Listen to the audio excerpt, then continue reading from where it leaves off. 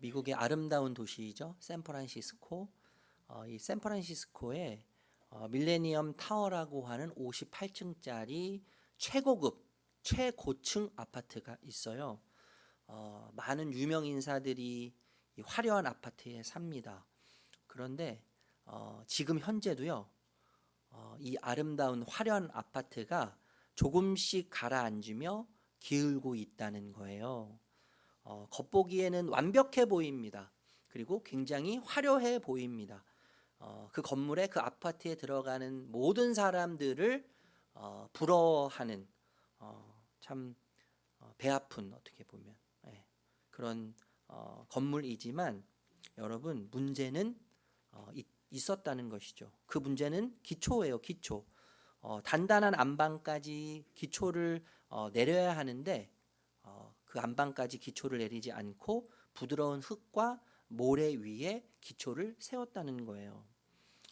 여러분 세상에는요 겉보기에 화려하게 보이는 것들이 참 많습니다. 그리고 어떤 누군가는 완벽한 성을 쌓는 것처럼 보입니다.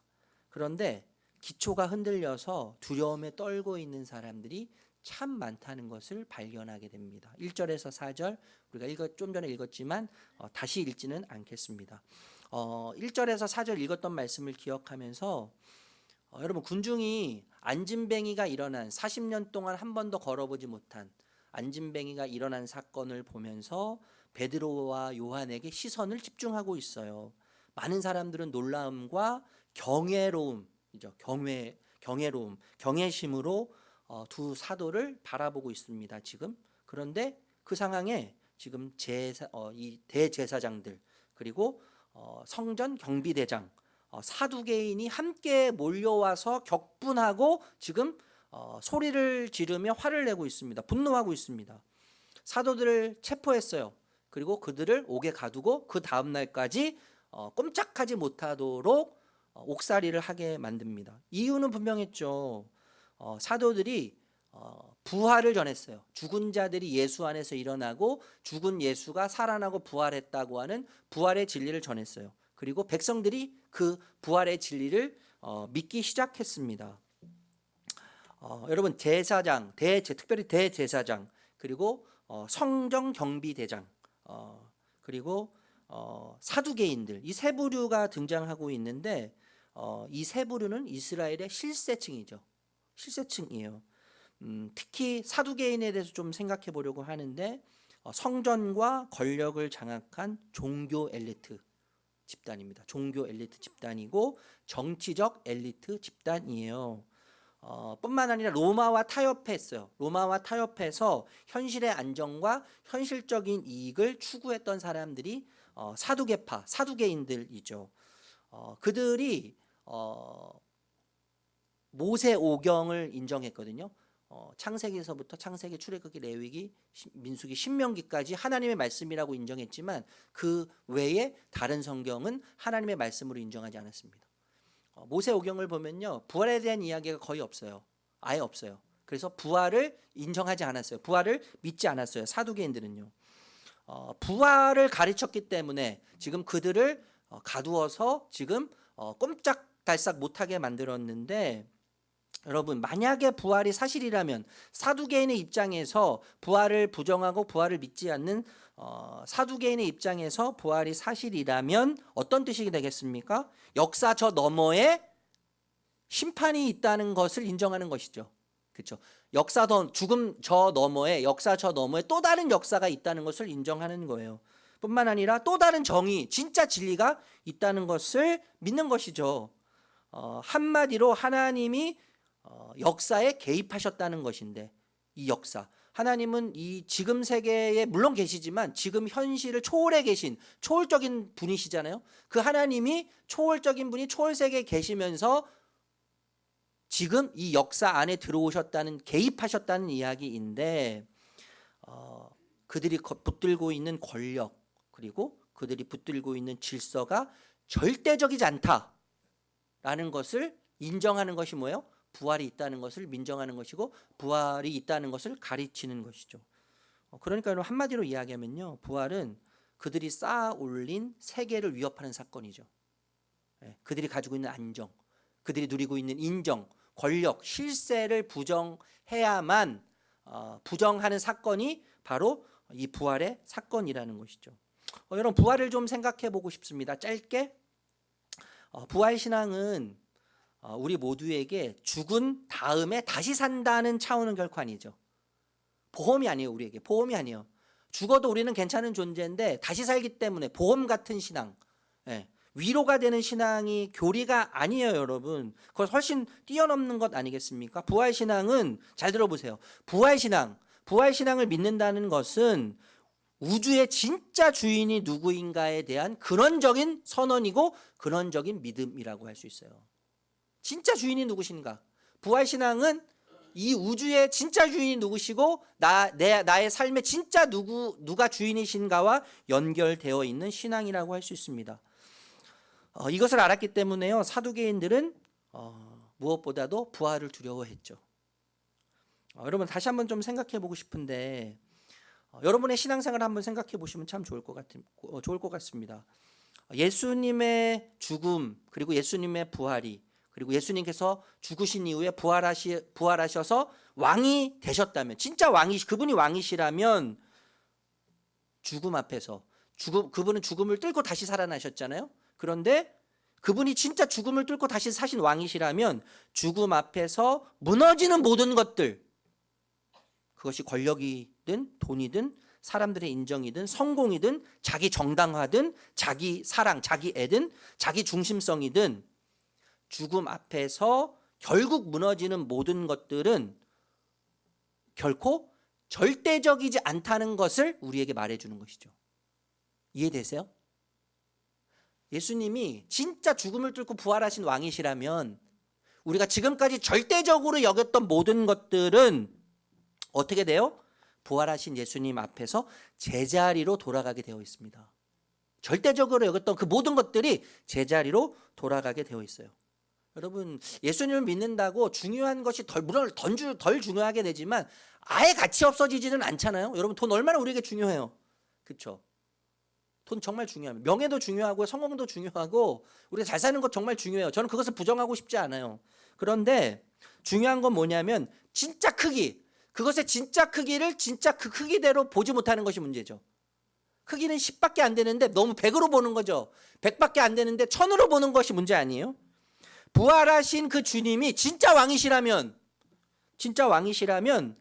절대적이지 않는 것들이 제자리로 돌아갈 뿐만 아니라 그것들이 사라지는 건 아니에요. 가치가 없어지는 건 아니에요. 필요 없어지는 건 아니에요. 그렇지만 어떻게 되는 거예요? 진짜 크기로 돌아가게 되죠. 부활하신 주님이 진짜 우리의 왕이시라면 그분이 우리 삶에서 진짜 절대자라면 절대적으로 가치 있는 분이시라면 그 다른 것들은 다 크기가 원래 크기로 돌아가게 되는 거예요. 원래 사이즈로 돌아가고 원래 자리로 돌아가게 되는 것입니다. 그래서 내 인생의 전부였던 것들이 어떻게 되는 거예요? 그저 일부의 자리로 돌아가는 거예요. 그저 일부가 되는 거예요. 전부였던 그것들이 일부가 되는 것 아니겠습니까? 이것이 뭡니까? 복음이 주는 자유예요.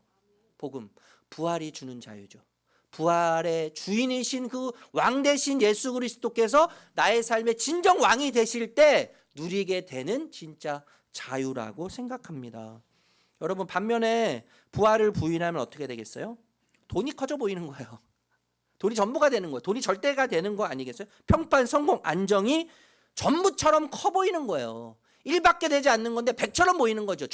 절대적인 것처럼 보여요. 그래서 그것을 잃을까 봐 어떻게 돼요? 두려워하면서 사는 거죠.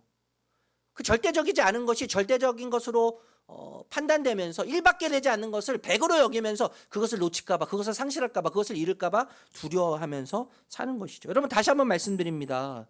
부활을 믿으면 모든 것이 제자리를 찾게 되어 있어요. 모든 것이.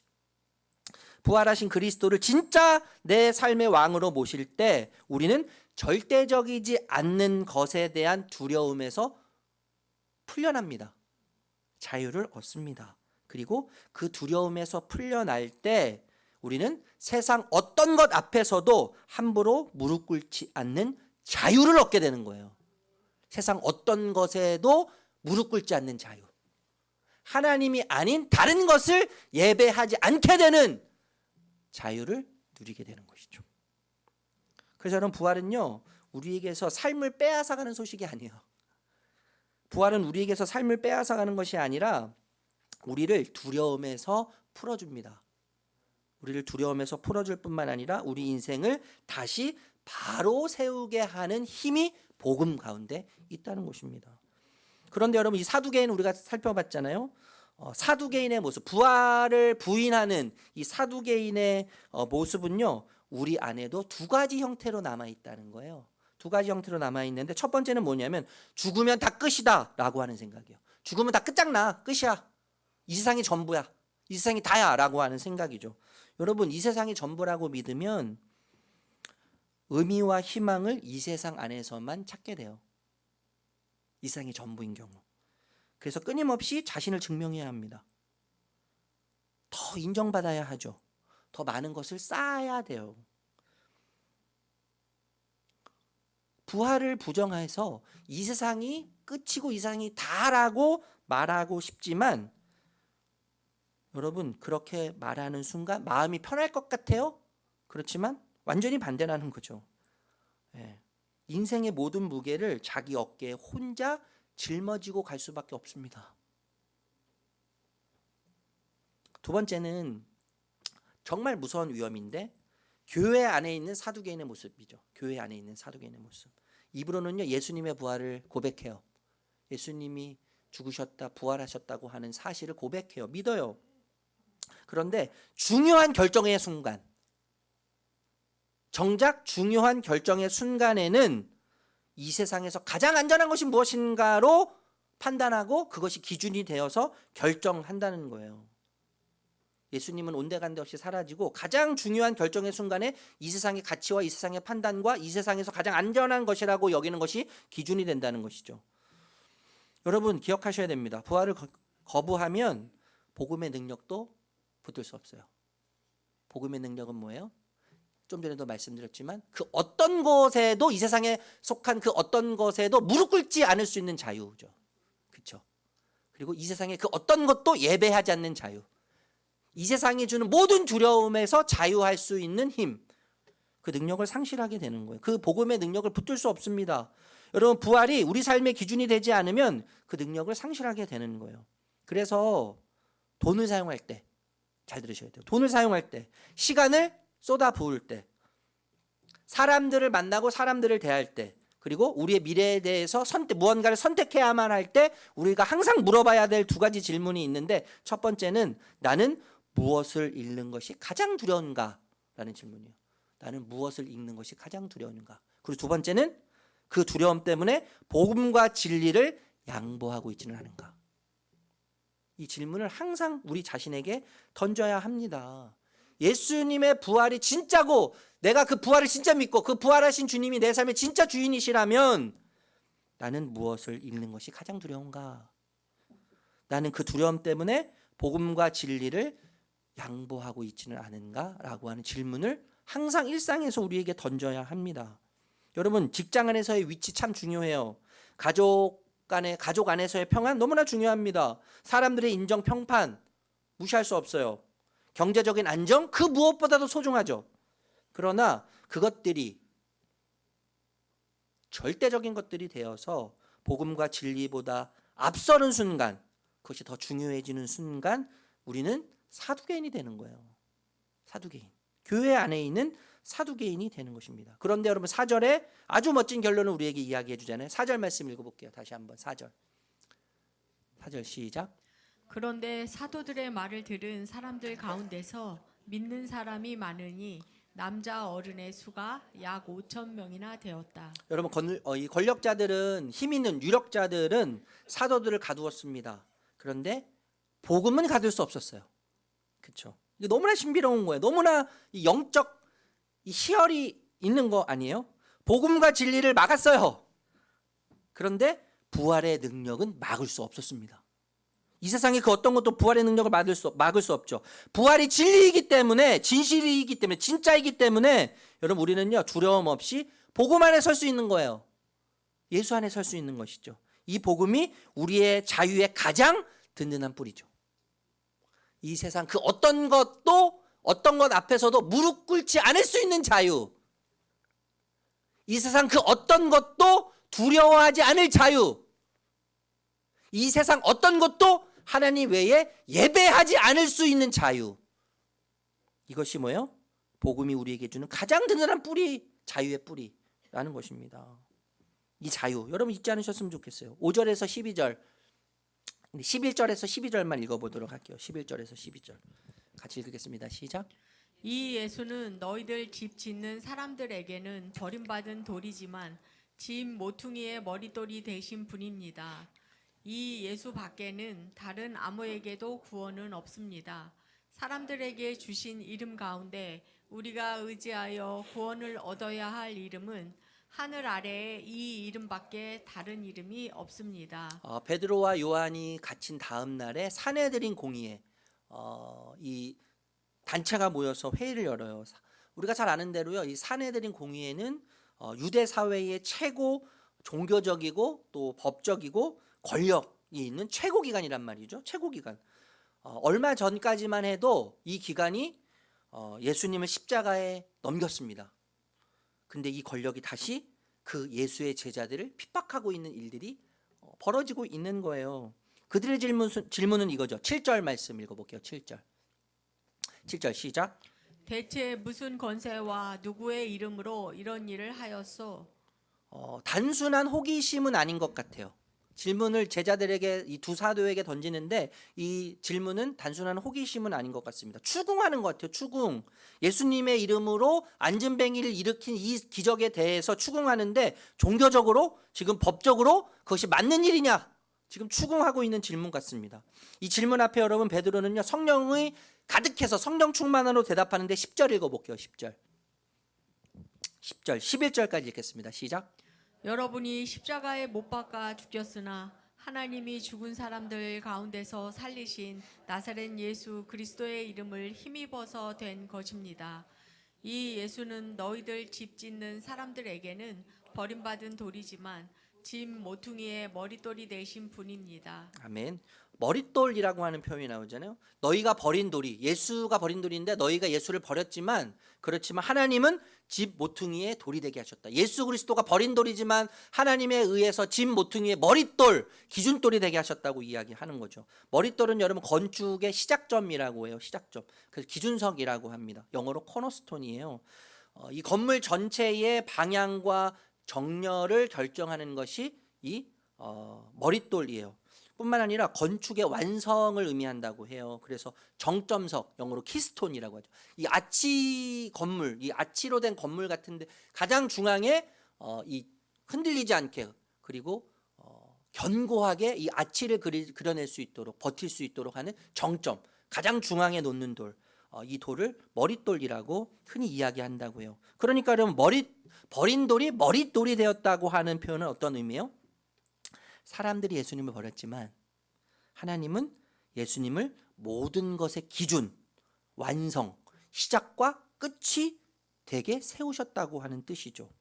예수님은 인류의 역사와 구원과 그리고 우리 인생의 전체를 바로 세우시는 참 머릿돌이 되십니다 라고 하는 고백입니다.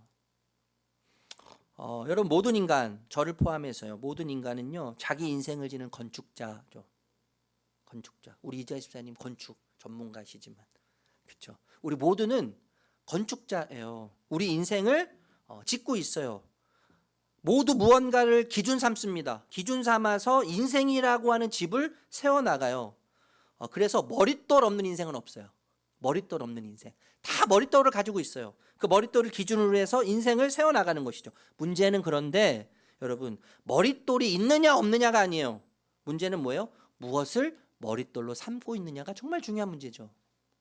머릿돌이 무엇이냐, 머릿돌이 어떤 것이냐에 따라서 우리 인생의 건축이 완전히 달라지는 거예요. 우리 인생의 방향이, 건축의 집의 모양이 달라질 수밖에 없는 것 아니에요? 여러분, 그리스도가 머릿돌이 될 때 무너졌던 삶의 영역들이 다시 제자리를 찾게 되는 것입니다. 이것을 기억하셔야 돼요. 그리스도가 머릿돌이 될 때, 우리 인생의 머릿돌이 그리스도가 될 때 무너졌던 삶들이, 우리 삶의 영역들이 다시 제자리를 찾게 되는 것입니다. 먼저 관계가 제자리를 찾게 돼요. 잘 들어보세요, 여러분. 관계가 머릿돌이 되면 어떤 현상이 일어나겠어요? 관계는 우상이 될 수도 있고 도구가 될 수도 있습니다. 이해되시죠? 관계가, 인간과의 관계, 물질과의 관계가 머릿돌이 되면, 가장 절대적인 것이 되면 관계는요 우상으로 흐를 수도 있고 아니면 도구가 될 수도 있어요. 우상이 된 관계는 상대를 어떻게 하겠어요? 신격화시키죠.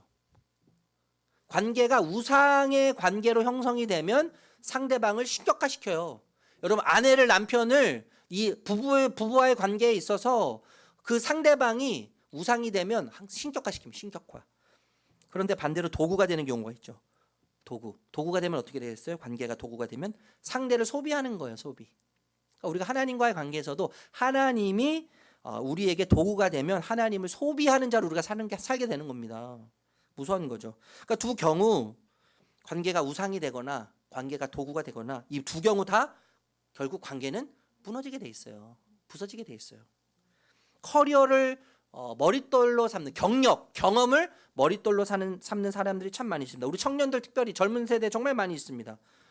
어제 우리 교회는 아니에요. 한 집사님 참 이 40대 초반에 사업을 시작했는데, 제가 알기로는 뭐 100억 이상의 자산을 가지고 있어요. 땅이 뭐 몇천 평, 건물이 몇 개, 공장이 몇 개나 되는 굉장히 큰 자산을 가지고 있는데 전화가 왔습니다.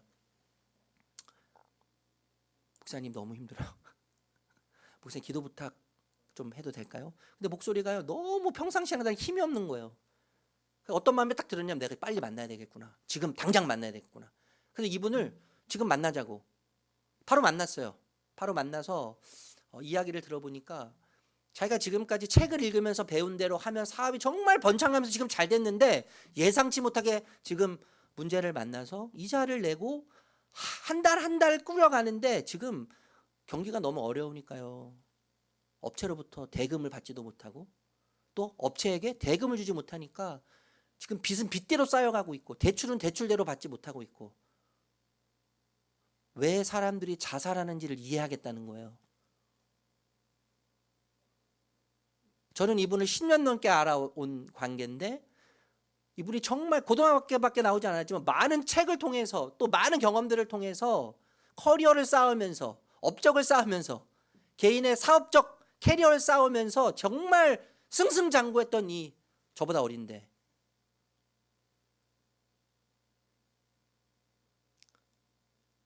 식성이 그렇게 참 좋았습니다. 식성이, 이 친구가, 이 집사님이요. 그런데 요즘 입맛이 없어서 아무것도 못 먹겠다는 거예요. 아무것도 못 먹겠고 잠이 안 와가지고 새벽에 항상 깨서 어떻게 하면 이걸 해결될까, 이렇게 하면 해결될까, 저렇게 하면 해결될까. 골치가 아프다는 거예요. 너무 머리가 아프다는 거예요. 여러분, 커리어는요 물론 잘 될 때도 있고 좋은 커리어가 쌓일 수도 있겠지만, 커리어와 함께 무너지는 날들이 분명히 올 수 있습니다. 이것을 기억해야 돼요. 여러분, 연애와 결혼을 머릿돌로 삼는 경우도 있죠. 연애와 결혼을 머릿돌. 한 사람의 사랑으로 내 가치를 정의하게 됩니다. 그렇게 되면 나의 존재 가치를 그 한 사람의 사랑으로 정의하게 돼요. 그래서 그 관계가 흔들리면 어떻게 돼요? 인생 전체가 흔들리는 거예요. 인생 전체가. 자녀를 머릿돌로 삼는 경우도 굉장히 많지 않습니까? 자녀를 머릿돌로 삼으면 사랑이 통제로 변질돼요. 내가 원하는 어떤 것을 내가 이루지 못했기 때문에 자녀를 통해서 이루려고 하는, 그래서 사랑이 통제로 변질되죠. 자녀를 통제하게 됩니다. 자녀를 머릿돌로 삼으면요, 자녀의 성공이 자신의 존재 가치를 증명한다고 생각해요. 자녀의 실패, 성공이 부모 자신의 실패와 성공처럼 느껴지죠. 특별히 여러분, 교회 안에요 도덕적 의로움을 머릿돌로 사는 사람이 진짜 많습니다. 도덕적 의로움. 내가 이렇게 했어, 내가 이렇게 헌신했어, 내가 이렇게 충성했어, 내가 이렇게 봉사하면서 살고 있어, 나는 법 없이도 살 수 있는 사람이야, 나는 이렇게 사람들을 돕고 있어, 그 누가 뭐라 그래도 나의 믿음은 정말 괜찮아 보여 라고 하는 도덕적 의로움을 머릿돌로 삼는 사람들이 정말 많습니다. 교회 안에. 그리고 목사 안에도 정말, 목사들 가운데 정말 많이 있습니다. 그런데 곰곰이 생각해 보면 도덕적 의로움을, 종교적 의로움을 머릿돌로 삼는 신자는요, 실제로 의지하는 것은 그리스도가 아니죠. 예수님이 아니에요. 무엇을 의지해요? 자기 자신이죠. 자기 자신의 괜찮음을 의지하는 거예요. 자기 자신의 괜찮음, 나의 헌신, 내 봉사, 내 신앙의 성취를 그리스도처럼 의지하고 예수님처럼 의지하는 것이죠. 여러분, 이 세상에 어떤 사람도, 이 세상에 어떤 관계도 내 인생의 머릿돌이 될 만큼 견고하지 않습니다. 견고하지 않아요. 아무리 사랑하는 사람이라고 해도 그 사람이요, 내 존재의 기초가 될 수 없습니다. 네. 그 자리에 그리스도가 계실 때에만 관계는 비로소 자유로워지는 거예요. 그리스도가 계실 때. 여러분, 사람은요, 나를 증명해 줄 대상도, 나를 구원해 줄 대상도 아닙니다. 사람은 뭐예요? 은혜 안에서 사랑해야 할 대상이에요. 예수님께 받은 그 사랑을 흘려보내서 사랑해야 할 대상이 내가 관계 맺고 있는 모든 관계, 모든 대상이고 모든 관계입니다. 돈을 사랑할 수 있죠. 그렇지만 돈의 가치로 사랑해야 되는 거예요. 그만큼의 가치로. 돈을 사랑하지 말라고 하는 그 말은 무슨 말이에요, 여러분? 돈을 절대적으로 사랑하지 말고 돈의 가치만큼만 사랑하고 좋아하라는 거예요. 돈의 가치만큼만. 1인데 100처럼 사랑할 필요 없는 거예요. 100처럼 사랑하면 큰일 나는 거죠. 여러분, 그리스도가 우리 인생의 머릿돌이 되면 불안의 구조가 바뀌어요. 불안의 구조가. 우리가 여러분 불안한 이유는 뭐예요? 잘못된 머릿돌 때문이에요. 잘못된 머릿돌은요, 우리를 항상 불안하게 만듭니다. 내가 내 인생의 주인이 되어서 모든 것을 막 통제하려고 해요. 잘못된 머릿돌. 절대적이지 않은 것들, 머릿돌이 될 수 없는 것을 머릿돌로 삼는 이유는요, 내가 통제하고 싶어서거든요. 내가 원하는 대로 통제하고 싶고 내가 원하는 대로 조각하고 싶어서예요. 잘못된 머릿돌은 우리를 끊임없이 불안하게 만듭니다. 내가 내 인생의 주인이 되어서 모든 것을 통제하려고 해요.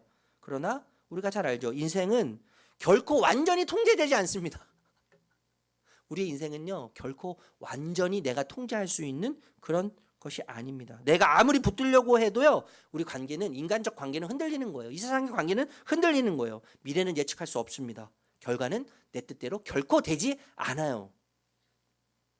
그런데 복음은 어떻게 해야 해요? 우리를 통제의 부담에서 해방시킵니다.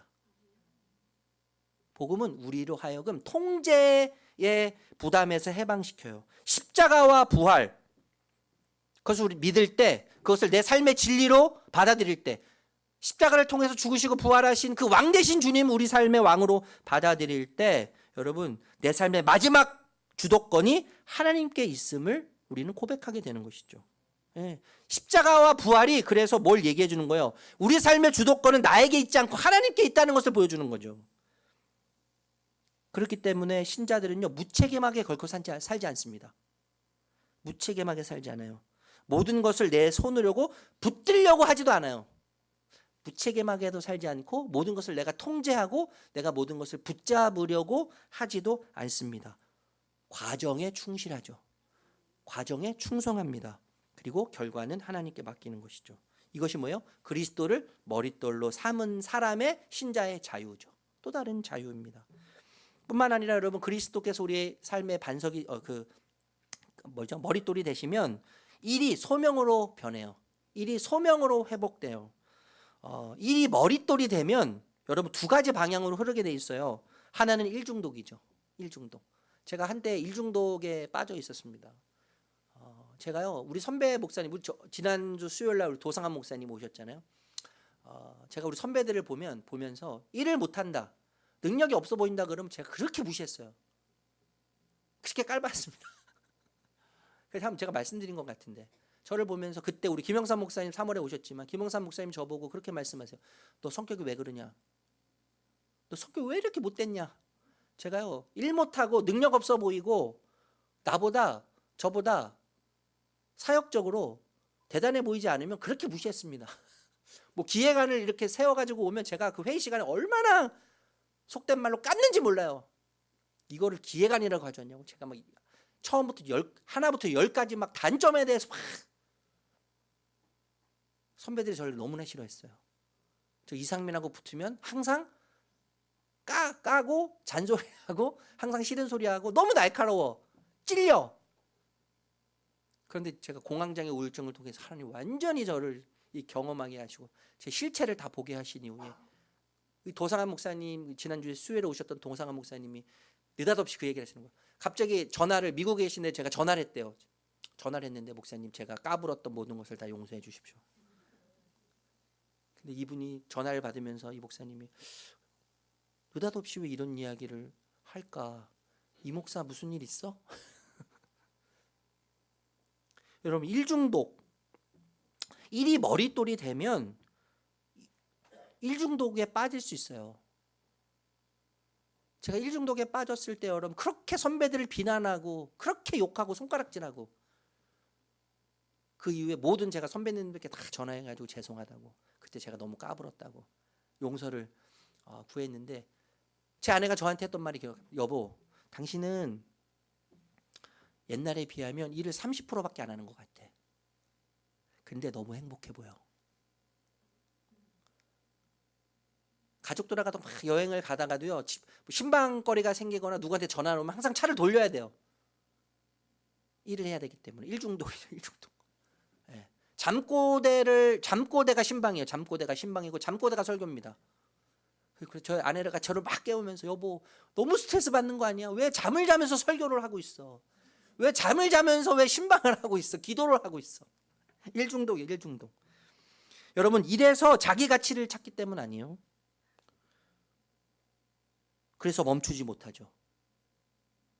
그리고 쉬는 것마저 죄책감이 되는 거예요. 쉬는 것마저 죄책감이에요.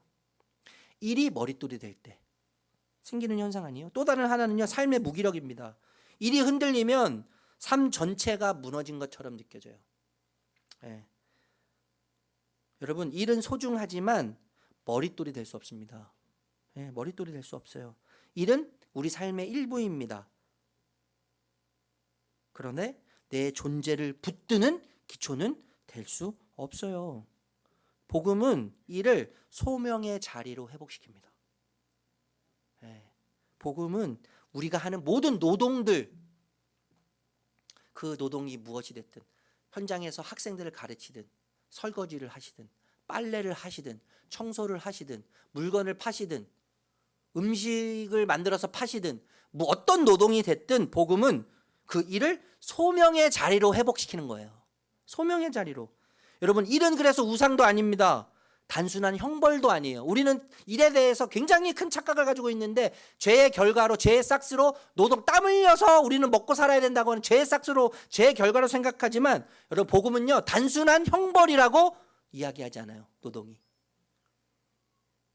복음은 일에 대해서, 노동에 대해서 뭐라고 이야기해요? 하나님께서 세상을 돌보시는 통로일 뿐만 아니라 이웃을 사랑하는 구체적인 방식이 우리의 노동이고 우리가 하는 일이라고 복음이 이야기하는 것입니다. 그렇기 때문에 여러분, 그리스도가 머릿돌이 될 때 일에 헌신할 수 있어요. 우리가 하는 일에 헌신할 수 있어요. 그리고 일에서 안식할 수도 있습니다. 아멘? 이게 너무나 중요한 거예요. 일이 머릿돌이 아니라 그리스도께서 머릿돌이 되실 때 우리는 일에 헌신할 수도 있고 하나님이 우리에게 주신 노동 안에서도 안식할 수 있는 것입니다. 네. 여러분, 일은 너무나 중요해요. 노동은 너무나 중요해요. 그렇지만 신자인 우리를 지배하지 못하는 것입니다. 네. 뿐만 아니라 여러분, 그리스도께서 머릿돌이 되실 때요, 시련과 고통의 의미가 완전히 바뀌는 거예요. 네. 무의미했던 시련이, 무의미했던 아픔이, 무의미했던 사건이 이제 예수님과 함께 동참하는 예수님의 사건이 되는 거죠. 동참하는 사건이 되는 것입니다. 여러분, 복음이 머릿돌이 될 때요, 고난은 더 이상 우리의 삶의 기초를 무너뜨리는 사건이 아니에요. 고난은요, 시련은 여전히 아파요. 실패는 참 항상 쓰라립니다. 상실은 늘 슬퍼요. 항상 익숙하지 않아요. 그죠?